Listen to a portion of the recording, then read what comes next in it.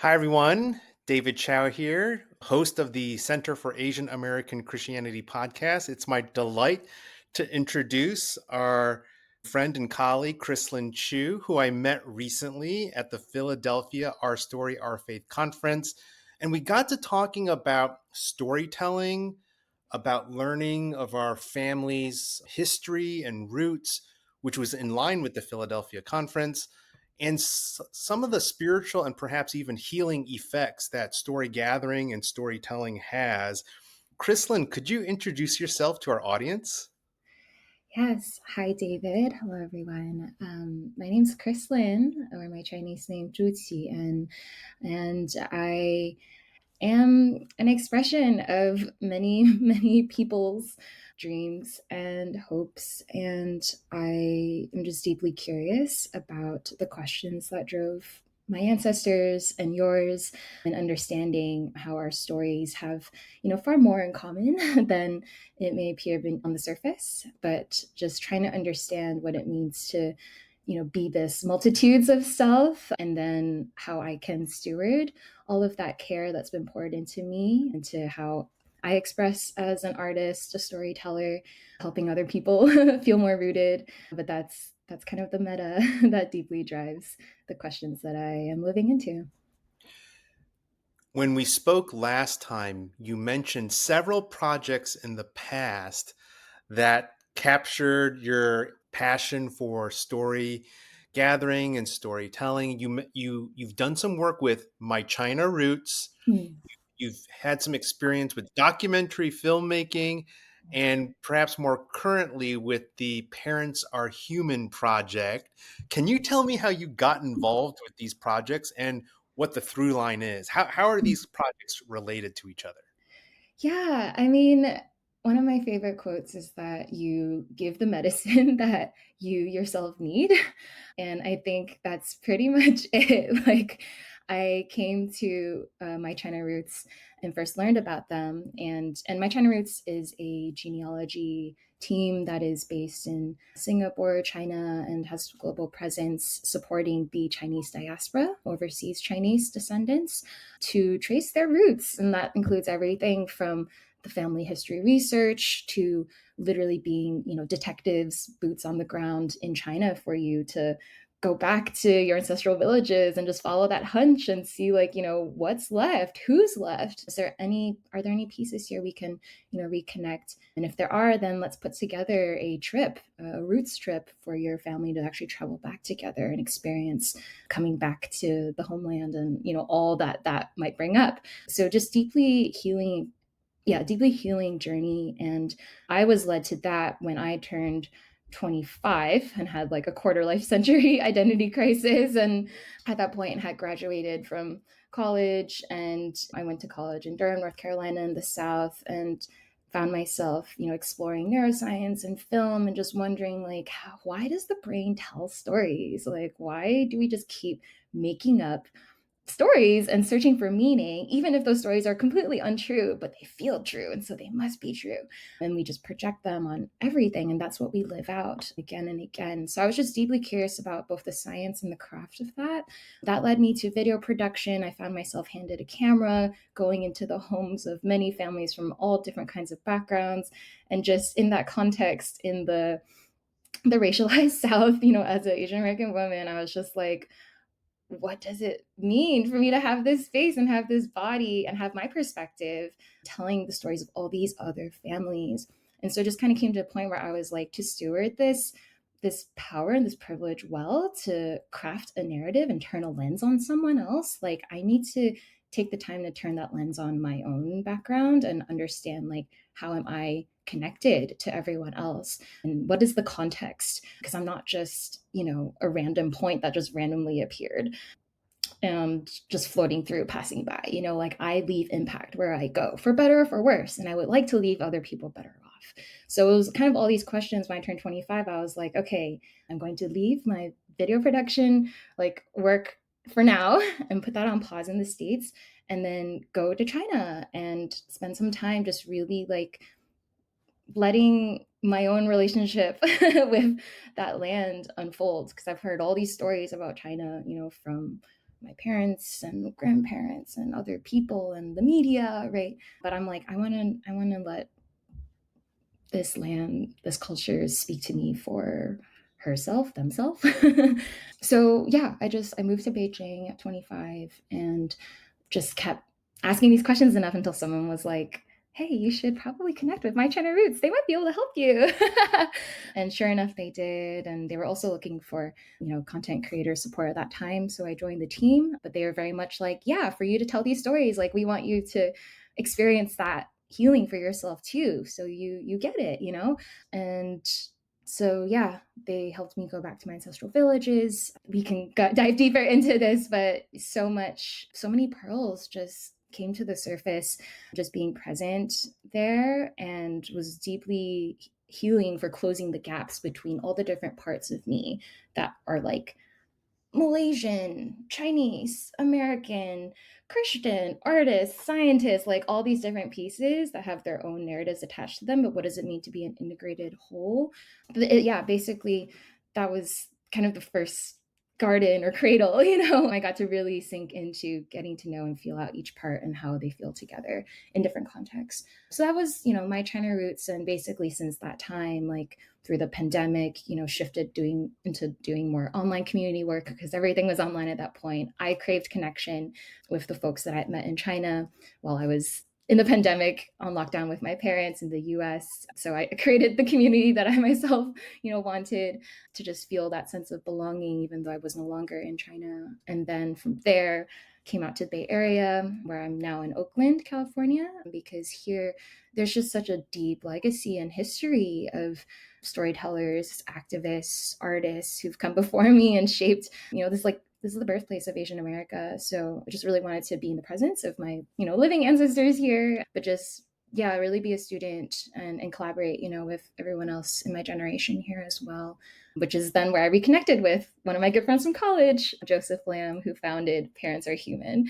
And that was it's connection toolkits, resources in the form of decks of cards that offer conversation prompts, activity prompts to just have more real conversation and connection with your loved ones. And that started from his own journey to connect more deeply with his parents and has since flowed out to, expand to partners are human, friends are human, grief is human, loving is human. I'm glad I been able to collaborate with him on that front in both shaping some of the decks and now, the branding and storytelling of people who are touched by the resources. But it's all about deeper connection. And I skipped over a couple of pieces, but I'll pause there and see where your curiosity wants to take us.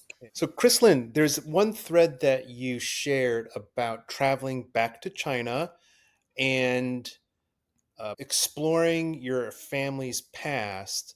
And you mentioned how story has a way of integrating the different parts of yourself and your background, the different, perhaps even roles you play. Can you share one concrete example of something you discovered during your trip back to China that kind of was like a light bulb that helped you bring parts of yourself back together? Absolutely. I think for context, where my headspace was at 25 was a deeply existential one where I was seeking any kind of validation or justification for my own life choices. So there was a very like, call it self interest, call it like, I just want to feel free to be me. There was a very like individualistic, almost like American exceptionalism to my queries where I was like, I'm different. I'm different and I'm looking for a justification for that. So that was kind of my headspace at the time. And so when I was in China, specifically Beijing, I reached out to I was invited to join a WeChat group for Asian Americans in Beijing.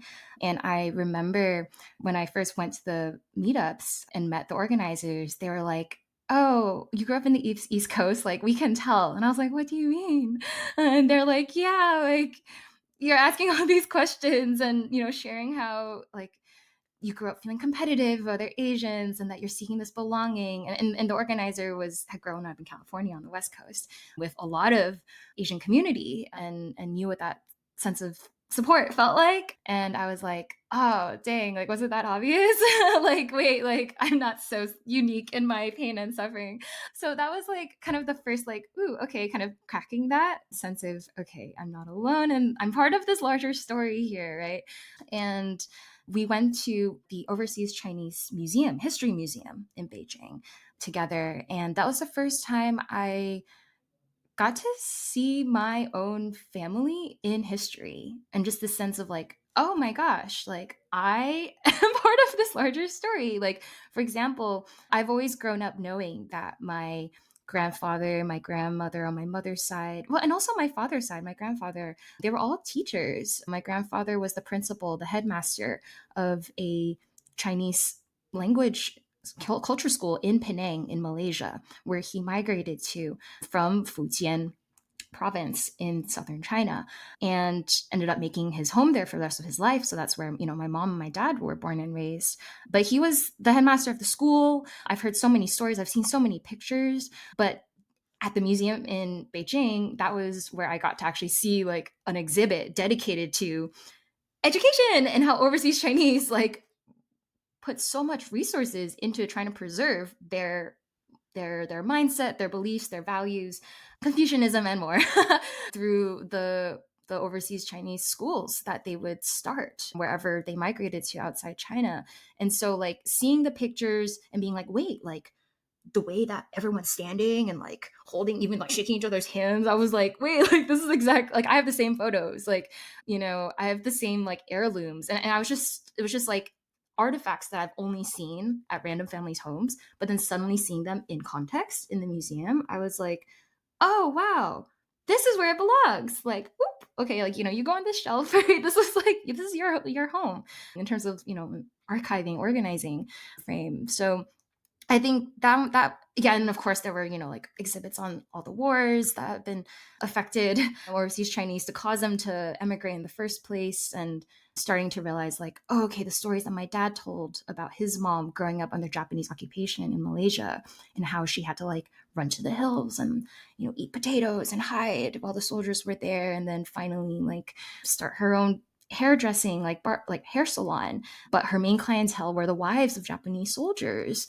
And so they would come, and then the soldiers would come to just hang out with their wives at her salon after. And so there's this sense of like she learned Japanese to interact with them, became friends with them. Soldiers would sometimes escort her home safely after work, and I just wonder like how did she feel, quote unquote, fraternizing with the enemy in that way, right? When so many people were scared of them, but she like found a way to survive and almost befriend them and create that bridge to get through that period, without harm. And so like just being able to see the exhibits right, with stories of other people who had experienced Japanese occupation in different lands, and some of the vignettes that they featured, I started to start to connect those dots from just random stories that I've heard my dad share over time. So that was yet another layer. And then finally, like when I actually went back to my mother's father's, my maternal grandfather's village in Fujian, like specifically Chao is where he's from. That was where I found expressions of his artistry in a way that I was like, oh, this is where my inner artist came from. Like, I'm not the first, like, creative, artsy fartsy person in the family. Like, they're like when I've been to my grandparents' home in Malaysia, they have these beautiful ancestral portraits that are painted in a very distinct style. And when I went back to the ancestral home in Chao, there were matching paintings there in the same style. And I was like, wait, hold on. And then turns out my grandfather, he did not paint the paintings, but he commissioned them from the same artist and had them mailed back to his village because he could not go back, like, yeah, when borders were shut during the Cultural Revolution, even though he really, really wanted to. And when I was sitting with my relatives there, they were telling me, like, oh, in the courtyard, there's a tree stump. That tree stump used to belong to a tree that your grandfather planted before he left us. And he told us when he left that for as long as this tree stands, this will measure the time until I return home to you. And now of course, the tree is no longer standing. It's just a stump. He ended up not really being able to come back besides like one or two trips after the Cultural Revolution. But there was just this sense of like, he deeply longed to return home and have that connection. And when he couldn't return, instead, he like, had these portraits commissioned of his parents and mailed them back, which where they now stand on the altar. So it's great portraits of my great grandparents now standing on the altar of the home, and just like hearing stories like that. That was one of many stories that I heard, but just that one really made me feel like, oh wow, I'm not the first and I will not be the last to live into these questions, and that is okay, and that's just how it is. Because my own the thing that pulled me into very explicitly asking these roots questions was when my grandparents passed away. So when my grandfather and my grandmother, like our last living grandparents that we actually knew in our lifetime, like when they passed away, I was in college and I had exams, so I couldn't fly back to Malaysia for their funerals. But I distinctly remember feeling a deep sense of grief, but not for them. Like I felt like I didn't know them well enough to even know who to grieve, who I was losing. And that was what I felt grief for. It was grief for the absence of grief. And so then I was like, I want to make, and the way that my creative expression works, it's like, I was like, I want to make a video, some kind of tribute to them as a surprise Christmas gift for my parents. Cause this is the first Christmas where we don't have grandparents to call home and, wish, Happy New Year to anymore. But the process of creating that, I was like, oh, I need to reach out to my family to help me. Like, I literally don't know anything about them. I don't even know their names. I just know them by their titles, yeah, yeah, popo, ama, like. So then that's when I started, reaching out to extended family, uncles and aunts and cousins and being like, hey, like those of you like who went to the funeral, can you send me their obituary? Like, do you have any photos? Do you know their actual names? Like in Romanized English, but also Chinese? Like when were they born? Right? Like, just tell me everything. And so just that desire to know them, that was what animated, my craft making of that video. And so similarly, I could recognize that in the story of my grandfather, like commissioning these portraits of his parents to send back to the village as a way of, expressing that longing to, be there and be home. Yeah. So those are a couple of moments. That's a really powerful vignette of your going to your grandfather's village, seeing the stump, the commissioned portraits that he had in his Malaysian home. That's kind of like coming full circle, isn't it? Exactly. Yeah. It is. And I'll add one more little vignette here. Towards the end of that trip, my cousins, or I guess uncle aged cousins in the village, they brought me to these cliffs that were near the ocean, near the shore, where that overlooks the shoreline where people who went overseas would have boarded their boats to leave. And and on the cliffs where we stood, that's where the families of who stayed behind, that's where they would go to just look out and wait and wonder like what is my family out there up to, right? I hope they're okay.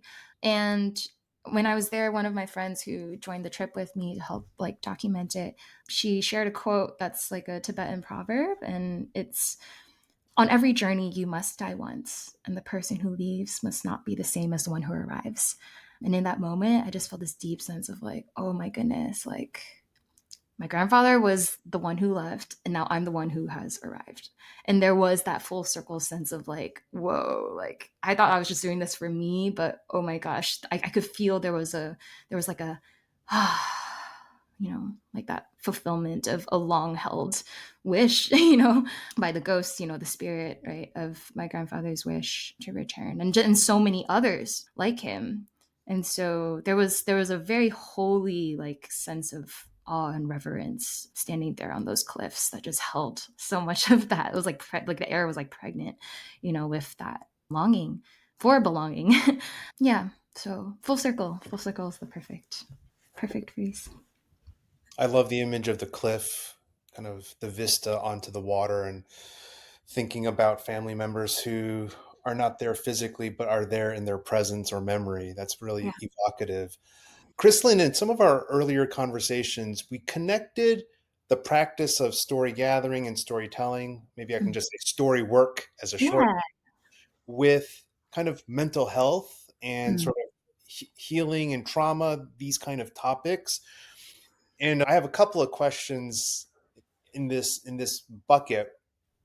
And I'll begin by sharing some observations when I've been doing interviews of my own. So I'm working on this oral history interview project for my book on Asian American theology. I'm at about 150 interviews with multiple generations of Asian Christians with multiple different ethnic backgrounds and in different geographies. Your reference to the East Coast Asian experience is different from the West Coast one is very, very true, very, very apt. The description of Japanese occupation, the salon, the kind of close, close kind of proximity, but then they are an occupying force. There were, when I interview my Korean brothers and sisters, there's the Korean War in the background, and for those who are Taiwanese, there's both Japanese imperialism as well as the nationalist occupation of Taiwan, the kind of military dictatorship with the army there. And there's trauma associated with these histories and these lands. And that gets taken up into the body, into the memory, into the family life in explicit and sometimes implicit ways. And in my interviews, I noticed that when I skirt around a very particular period of history in Korea or China or Hong Kong or India or the Philippines, and I know there are active like turmoil revolution going on, but then there's sort of narrative silence there, or a very kind of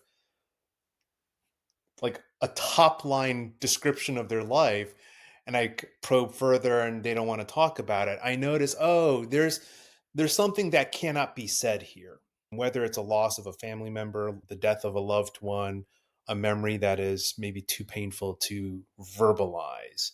So I'm curious, in your story work, there's like maybe two questions here. What do you like what do you do with silence in the storytelling process? And how do you see that related to trauma, loss, violence, or other emotions? Ooh, silence is holy. It's its own teacher. I was reminded recently that, when we talk about concepts like yin and yang, like yin also refers to the emptiness, like the space. Like if you have a glass cup, right? Like there's a cup that can hold things, but it can hold things because there's space. There's empty space in it that can be filled. And so like, there's no filling a cup to drink water from if there's no space. And so that is an expression of yin in the world. And it feels like those moments of silence in conversation are like that yin. And I mean, how many of us have been in spaces that are, incredibly overstimulating? You're just like, I just need like a breath right now. And a breath to release, right? All that I've been holding, and a breath to also like resource myself to continue being able to move and digest and, vibe. And in the same way, it feels like when there is silence in the context of a family story, that in itself speaks, is a form of speaking, right? Because, I mean, well, one, silence is an expression of protection to like a lot of the elders that I've interviewed, and I know this is common among many families, like they don't want to speak because they don't want you to go through what they've gone through. And if they can just lock that away, leave it behind in the past, and let's just move forward, and that's what has helped them survive in life, like that is that was their medicine, that was their survival mechanism, and that's all they've known. And that's what they pass on. That's the wisdom that they pass on because for them that's been wisdom. But of course, like I think the invitation with intergenerational um intergenerational inheritance, like when you think of, okay, this practice of what am I inheriting, what am I keeping, what am I releasing, what am I passing on, kind of like a garden, like composting needs to happen. You have to turn that soil, and some things are that were previously alive and really nurturing, at some point they expire and they're dead and need to be released. And there's a way that we can do that with grace, with surrender, with gratitude, and be like, thank you. Like silence, thank you for how you have protected my family, right? Like, especially if they grew up under some kind of oppressive regime, right? Or circumstance in the home environment, in the political environment, right? Like, for many of them, silence was key to their survival. Speaking out could literally get you killed. So, thank you, silence, for how you protected my family. And also, I'm recognizing that now for me, like, silence is become its own kind of trauma, right? Become its own barrier, its own burden. And so how do I let go of this and be like, thank you, and also be like, I'm going to speak. And I'm going to speak because I've been gifted the safety and the spaces to be brave in that way. But for a lot of my ancestors, silence was a form of bravery. It was easier to speak your mind, a lot harder to silence yourself, right? And so yeah, I don't see silence as like yes, functionally it's a barrier when you're like, I'm interviewing you. Like, can you just talk? Like, just tell me. Why is it so hard? Just tell me. You always wanted me to like ask you when I was younger. Well, now I'm asking, like, why aren't you saying anything? Like, I'm finally ready. Why aren't you ready? Right? Like, it's really easy to feel that frustration. I've definitely felt it multiple times. But when you have context for why that silence is there, it's a lot easier to have compassion. And I mean, like, I kind of just like, I feel like it's easy to look at it when you're looking at like someone else's story and being like, why aren't you telling me? But one thing that helps me just ground in that compassion is like looking at my own relationships and being like, when have I felt a need to be silent? Like with a friend, with my parents, right? How has that helped me? What has that served in my life? And for a lot of it, it's been that protection. And also, like, sometimes I literally just didn't know what to say because the magnitude of what I'm feeling, like, how can you put that into words? Like, you can't even capture it. Or maybe the other person just you're afraid they like won't understand you. Or you're just, it's, you don't want to make it messy. You want to preserve the peace, right? So there are many reasons that silence exists, but I've this process has definitely taught me to like appreciate it so much. And of course, in silence, that's an invitation to listen. Yeah, to just listen and notice and be fully present to what comes up without the noise of, yeah, having to meaning make. Sometimes I feel like silence becomes the space for our bodies to actually speak, and for the nonverbal in us to, yeah, the nonverbal expressions in us to come to light. Yeah, because it's in silence when the mind, kind of quiets and all that chatter. I've found that it's been really supportive to to just be with and actually really notice, like, somatically, like, oh wow, like there is a tenderness, oh there's a clench, right? I'm holding something somewhere in my body, and I don't think I would have noticed that if not for the silence.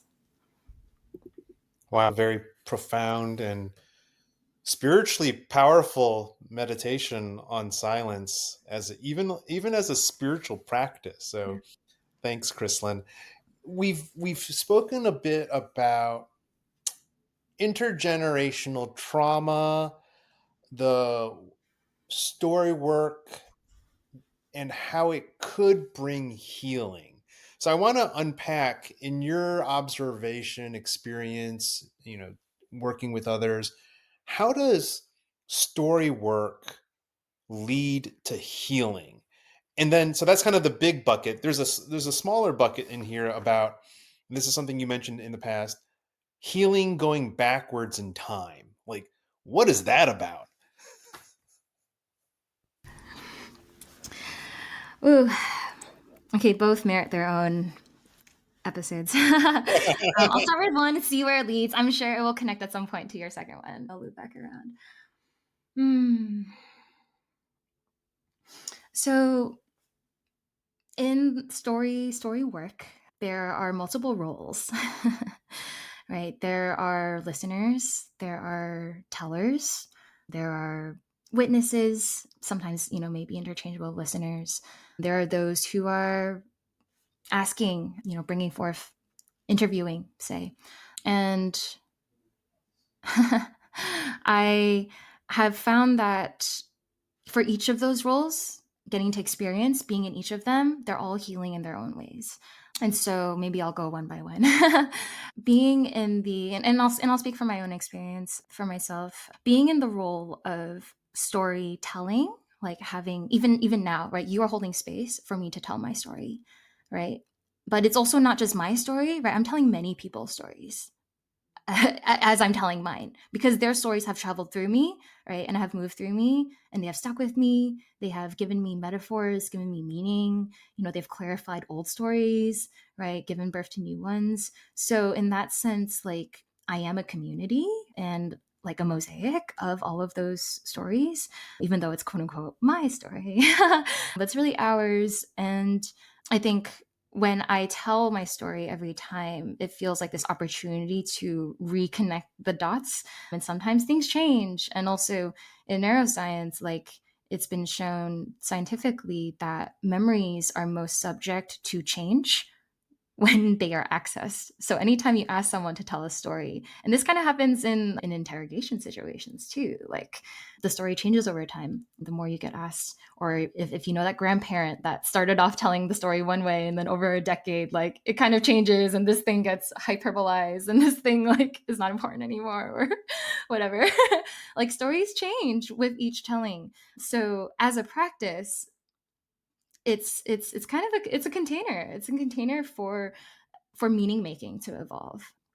And often, and I would say, like, the way a story is told is less a reflection of the world as it is and more of a reflection of how that person is experiencing the world. And so I think of stories when they're told, they're mirrors. They're mirrors, they're windows directly to, yeah, all of everything that is moving and alive in that person. I've been on other podcasts before and told some of these stories before, but the way I tell it each time is slightly different because I'm thinking about something different. And so also, like, and honestly, I feel like relating to scripture from young also kind of primed me for that, because it's full of parables and stories that I feel like there's a reason Jesus told them in the form of parables, and they're so vague, right? And so symbolic, because it's like they're meant to be interpreted and they form and they become a mirror for you to reflect on your life and yourself, and what resonates with you in a certain parable. Every time you revisit that sacred text, like, it's going to be a little different each time because you're different. So that's storytelling.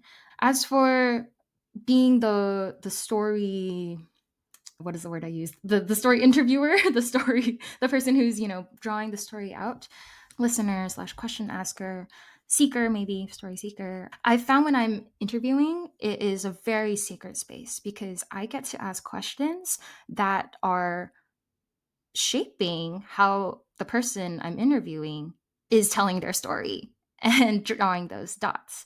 It's not the same as leading questions, right? Which are questions that, like, have a built-in conclusion that you're trying to get the person to agree or, like, go to. But it's more like, like, how many like, how have you ever experienced a conversation where you ask someone something and they're like, wow, no one's ever asked me that before, or like, wow, I've never thought about that before, right? But it's like through your question, you've suddenly created like a little, like, an avenue. You've created like a new page of the canvas, right, for them to be like, oh, huh, let me look at this part of my life in a new light. And that light of, potential revelation and just turning that prism, that's everything, right? That's an opportunity to grow, to look at a story you've been holding and maybe shift how you've been holding it and compost some things while you're at it. So I I I I regard interviewing as very, very sacred because I know that the other like what I ask can impact how that person walks out of the room relating to themselves. And so I see it as such a gift, and I really, really try to surrender honestly, because of course I'll go in with like, okay, I have this like little shopping list, of the shots I want to get, the questions I want to ask, the stories that like I have a hunch will come out. But like at the end of the day, it's like, okay, yes, do the prep work, but be fully present and surrender to like, okay, what is like even like really letting your intuition guide you in the conversation of like what feels like really like what feels like it's wanting to emerge, what feels like it's wanting to be witnessed in this space. And how can I offer my questions in a way to just open that door and let whatever it is that wants to be spoken, right? And given, verbal form, yeah. Just let it be that, in service of that passage. And yeah, like I remember I my cousin and I, we interviewed one of our uncles who has, been quite like isolated from the rest of the family and doesn't get to connect with a lot of us often. And we were we were interviewing him about a really tender like point in his time that we've heard a lot of stories about, but like, who knows what really happened. And so when we finally asked him, we were so nervous when we asked him because we are like, oh my God, like what if he doesn't want to talk about it? He was like he paused and then he was like, I want to sing a song. And then he basically sang a song about like that exactly captured how he was feeling. And for confidentiality, like I don't want to go like I'm not going to be super specific, but the theme of it was, capturing the feelings of a child who has like left their parent and wonders if their parent like ever like wondered about them or like wanted them to come back or like looked after them. So kind of prodigal son-ish kind of story, but he basically like sang a story that expressed that emotion, and by the end of it like he was crying. And that part of me wonders like, has he like how much space has he had in his life to really express that grief. And but it was interesting because after after releasing and expressing that sorrow through the song, like he seemed lighter. Like he seemed like he could like laugh, laugh more because it was at a family gathering, and he'd been kind of, quiet and to himself. But it was like some weight had been lifted. And so yeah, like literally the process going through it together, that that can be that has so much potential for healing for everyone involved. And of course, like the third role I mentioned of being a witness, literally just, bearing witness to all the things that have arisen in this kind of sacred space, like it's changed me. One story I'll tell is I was at a really cool kind of retreat experience earlier this year in the Bay called the Asian Diaspora Jam. And it brought 30 of us together across the Asian diaspora to kind of co-create like healing experiences of belonging among each other. And there was one moment where I invited another participant to basically gift an experience to another participant on my behalf. So they didn't know that like I initiated it, but that didn't matter. And what happened was the participant was really longing for a deeper connection with their roots, their ancestral roots, and had been exploring dance and movement, as a way of doing that, but was feeling like, like I don't know enough about them. Like I don't know who they are. I know they're there, but I want to know who they are, and I don't know who they are. And he had this grief.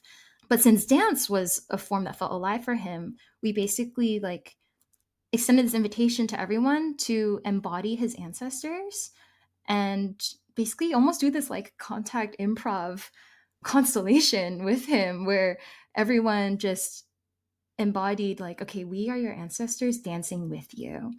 And I just put on a song. It was 3 minutes and they just danced with him. And by the end of it, like Like he usually has all this back pain, but like all this warm light and energy was concentrated on his back. And then we rubbed it out. And then afterwards he was like, the pain is gone and I feel so much lighter.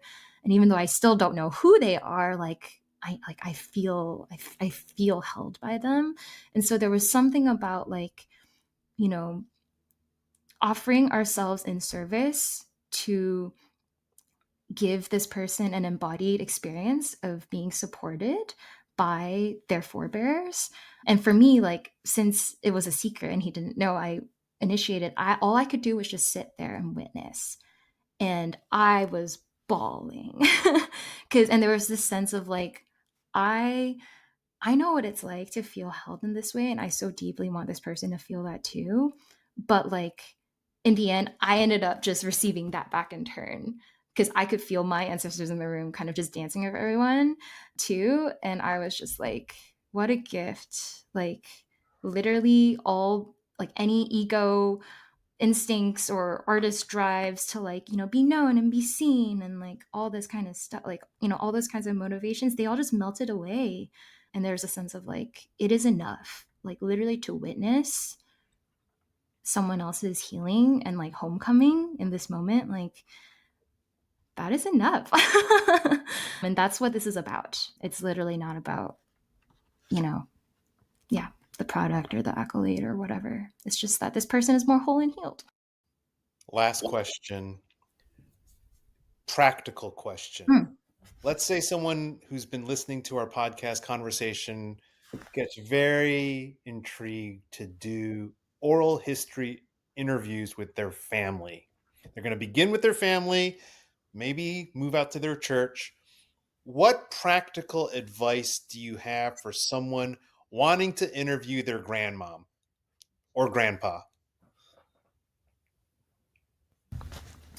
Number one, take a moment and just really connect with gratitude that your grandparents are still alive and here to talk to. That's something I took for granted until the opportunity was lost to me. So, if you have an elder in your family who is still alive and lucid enough, to share and their memories are still intact in some way, like that is a gift. And I'm so happy for you.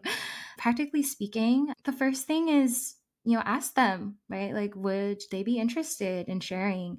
And as much as possible, like, don't go into it with like a transactional, like, okay, I just need your stories. I just have these questions like that. When were you born? Okay, where were you when this happened? Okay, like how many kids did you have? Okay, like in what order, right? Like try to connect with the more organic part of you where it's like let the storytelling process be nonlinear, right? It doesn't have to be super chronological because when you kind of go in with that shopping list of questions, it can feel a bit like an interrogation, which if they've actually experienced interrogation can be triggering and then they'll shut down. So just be mindful of that.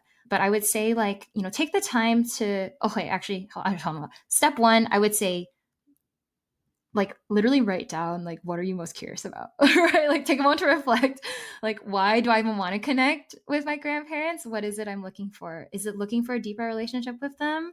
Is it wanting to understand them? Is it like literally answering very concrete questions I have and I want to make a family tree and I need their help, to fill in people's names, etc. Like just get as clear as you can on yeah, what are you looking for? What is motivating you? And why are you drawn to this? That's step one.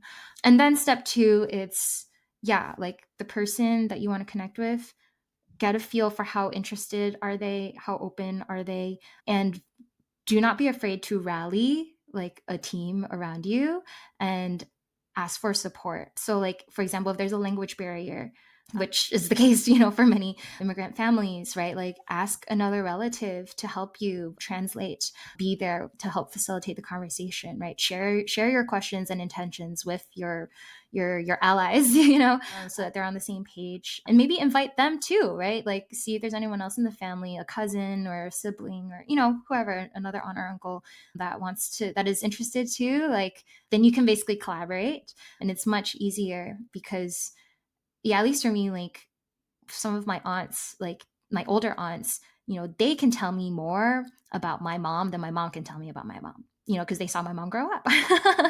And so having different intergenerational perspectives with you, interviewing, asking those questions, like you could even approach it like, you focus on the recording device, right? Like if you want to have it recorded, right, have an audio recorder. You can use your iPhone too, or cell phone voice app. You can have it on camera if the person is comfortable with being on camera.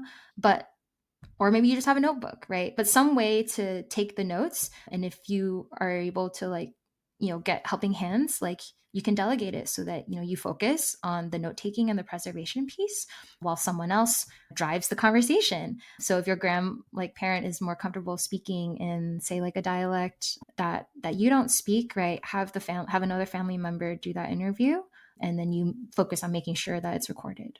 Or vice versa, right? Like maybe you want to do the interview and someone else in the family is like the camera person in your family, right? And loves recording everything, recruit them. So it's, yeah, kind of treat it as a way to, jam with each other in that way. And each person will offer their own gifts. But build your team, definitely take notes. I will say right now that the process of story gathering is always like much faster and quote unquote easier than like the rate at which you can synthesize and make sense and organize everything. So don't feel bad about it. Like, yeah, if you're just like, I'm collecting so much information, I like don't have time to process it all. Like, I'm just gonna go ahead and give you permission to give yourself a break. Like just witnessing the story come to life, that in itself is like already a huge step, a huge win, a huge gift to everyone in your family.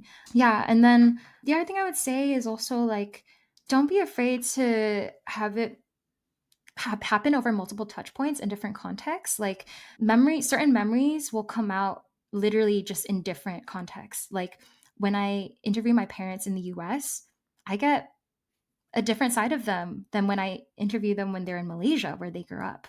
And there's something about like literally just going on a walk with them to like, oh, okay, here's where you played when you grew up. Like, oh, here's the school you went to. Like the physicality of land and place, that is its own like sacred site and its own kind of ally in bringing up stories that are kind of dormant, and harder to access when they're not connected with the land, with the place where those stories happen. So like if you have the opportunity to organize a trip to, yeah, just revisit any places that have been really meaningful, informative for your family's journey, like, yeah, do it. And in a way, like, yeah, save your questions for those moments, and be ready to be surprised. Yeah. So yeah, consider, yeah, so check in with yourself. Why are you drawn to interviewing this person in your family? What's motivating you? Identify ways in which you feel like any challenges, or like you need support. Ask for that help in your life from people who can help you cross those gaps, whether it's skills or language, or even just putting you in touch, like, maybe with that person that you want to reach out to. Get your recording gear together, right? Your notebooks, your audio, your video devices, and yeah, consider the power of land and place in activating those memories. One image I'll leave you with that always really helps me. It came from a class that I took at Duke Divinity School many years ago, but the teacher, Norman Wurzba, the whole frame of it was theology of creation and what it means to create and be created and be in relationship with a creator. And I think of this when I'm interviewing my family, because they literally created me, right? Like they gave birth to us, they gave us life. And the image that our professor offered of how God, the creator, is in the garden at the beach, like in Genesis, just leaning, like, has created everyone. It's the seventh day. There's the Sabbath rest. I always thought that the image of God resting was literally God just like chilling out in the hammock and being like, all right, like I did my work. Like I'm gonna just chill now. I deserve it. I deserve a break. But actually, there's a word that's used in the original text called menucha. And the way the meaning was described to me, it's this posture of turning your face to shine upon, turning towards. And it's this image of like, God isn't just chilling in a hammock, checked out. Like God is on their knees in the soil, like not afraid to get your hands messy, digging your hands into the dirt, bringing it to your nose and inhaling and being like, like, wow, like how wonderful, how beautiful, like this is good.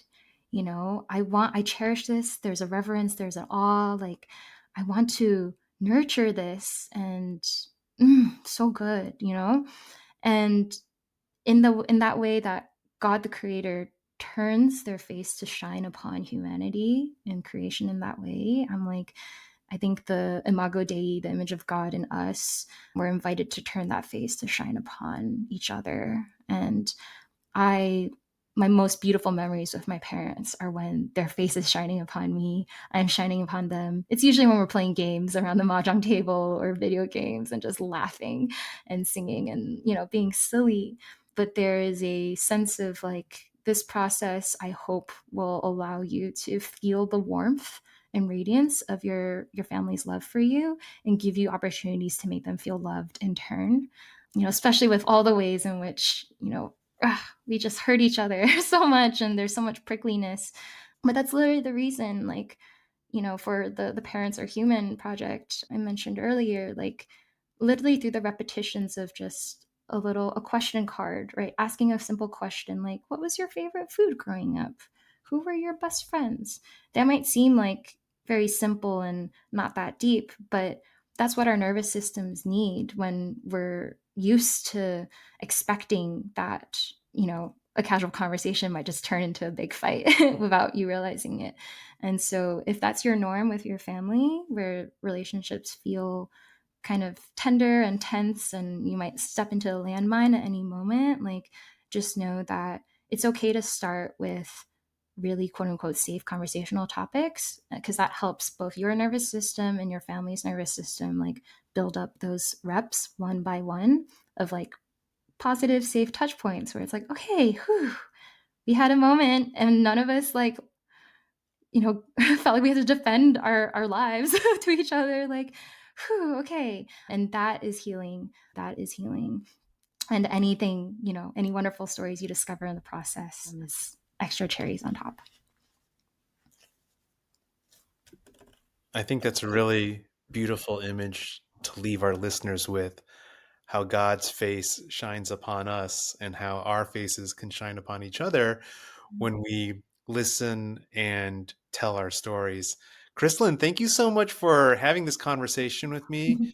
It was a delight hearing your stories and learning about the story work you've done. And I hope we can continue talking about stories. Yes. First and not the last. Any That's more right. to come. That's Thank you, right. David.